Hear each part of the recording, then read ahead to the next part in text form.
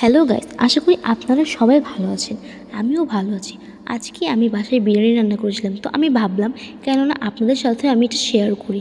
তো বিরিয়ানি তৈরি করার জন্য প্রথমে আমি মাংসগুলোকে ভালো মতো ধুয়ে নিলাম। এরপর এখানে পরিমাণ মতো লবণ, জিরের গুঁড়ো, লঙ্কার গুঁড়ো, আদা রসুন বাটা ভালো মতো দিয়ে দিলাম।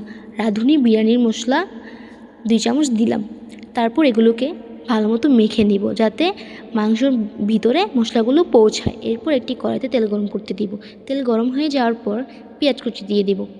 পেঁয়াজগুলোকে ভালো মতো ভেজে নিতে হবে। তারপর হালকা বাদামি হয়ে গেলে এখানে আদা রসুন বাটা দিয়ে দিতে হবে। এগুলো ভালো মতো নেড়ে চেড়ে নেবেন। তারপর পরিমাণ মতো একটু লঙ্কার গুঁড়ো দিয়ে হালকা পানি দিয়ে এটাকে কষিয়ে নেবেন।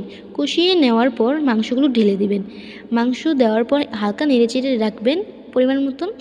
এখানে একটি পাতিলের মধ্যে গরম তেল নিয়ে রাঁধুনি বিরিয়ানির মশলাটা দিয়ে দিলাম। মশলাগুলোকে ভালো মতো ভেজে নিতে হবে। এরপর পোলার চাল দিয়ে দিব।